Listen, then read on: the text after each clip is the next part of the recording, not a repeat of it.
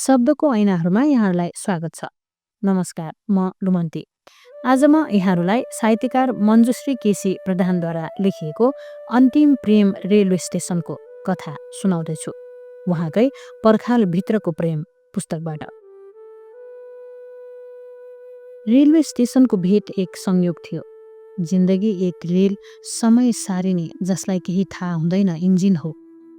त्यो समय आखिर सित्थी बजाएर रुँदै गयो। खोला उर्लिएको छ, भङ्गालो फुटेको छ, तर किनाराको दुर्दशा पनि भएको छ। यो वर्षा होइन, भक्कानो फुटेको छ। कति तालौँ, सर्वत्र बादल छाएको छ। म त एउटा अक्षर कोर्ने मान्छे, केवल वेदना छर्ने काम गरेको छु। श्रोताहरूको ताली र वाह वाह मात्र सुन्नु छ। मेरो यो छाती छिया छिया भएको छ। बिहान, मध्याह्न, साँझ र रात हुँदै समय क्रमशः गइरहेछ। वसन्त, हेमन्त, शिशिर, शरद ऋतुहरू हुँदै वर्षौँ वर्ष बित्दैछ। समय यसरी चोरको चालमा लुपुक्क लस्केर जान्छ। जिन्दगी उकाली ओह्राली गर्दै सुप्त डाँडामाथिको घाम बनिदिन्छ। मैले निर्वासनको सजाय आफैले कठोरतापूर्वक लिएर आफ्नो माया, ममता, स्नेह, आत्मीयतालाई अपराध सम्झिएँ। मनको कथा हृदयको चिरा चिरा सहेर म हिँडेँ। एकाकीपन र विरान शून्यताको विभावन लिएर साथमा कोही छैन। के भनौँ, म मात्र आफ्नै कालो छाया छ। यही कतै छु, तर धेरै टाढा भएको छु। यही विडम्बना नै जिन्दगी हो, जुन आफू जस्तै बनाएको छु। एउटा रेलवे स्टेसनको हुलबाट अपहरण भएको व्यक्ति जस्तो गुरुत्वाकर्षणले तानेको थियो। हामी दुईलाई हामीले एक अर्कालाई आफ्नै तरिकाले माया गरेका थियौँ। समय र भाग्यभन्दा अगाडि कसैको केही जोड लागेन। हामीले खुसी हुनुपर्छ कल्पनाको माया महसुस गर्न पाउँदा। हाम्रो माया माया हो, बाध्यता थिँदै थिएन।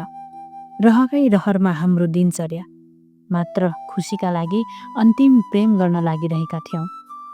एक अर्कालाई बुझेर रमाइदिनु हिउँदको हिमाल जस्तो पातनिँदै जानु थियो।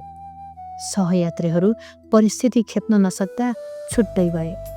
आत्मीयता, स्नेहभाव, भावना, कठोरता वर्ग तुषारोमा फुट्दै गए। यात्रा लम्बिँदै जाँदा बीच बाटोमा सहयात्रीहरू छुट्टिँदै गए। आँसु, पसिना र रगतमा सम्झना र विस्मृति बदनिँदै गए। ठेलाको गणना भएन, यात्रामै पोका पन्तरा निखाल्दै गए। मेरो यात्राको कथा कतै छोटियो, कतै लम्बियो।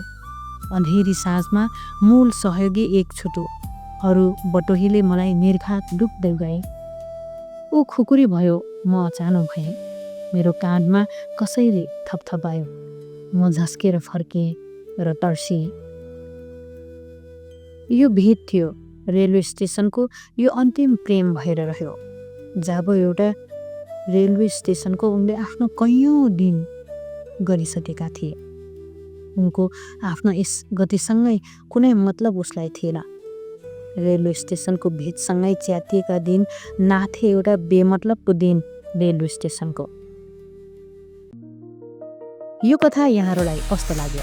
यदि यहाँहरूलाई मन परेमा सेयर गर्नुहोला, लाइक गर्नुहोला र थप यस्ता कथाहरूका लागि शब्दका ऐनाहरू च्यानललाई सब्स्क्राइब गर्नुहोला। यहाँहरूसँग पनि कुनै सृजना छ भने हामीलाई पठाउनुहोला। हामी यहाँको सृजनालाई जीवन्त बनाउने कोसिस गर्नेछौँ। हस्त फेरि अर्को कथामा भेटौँला।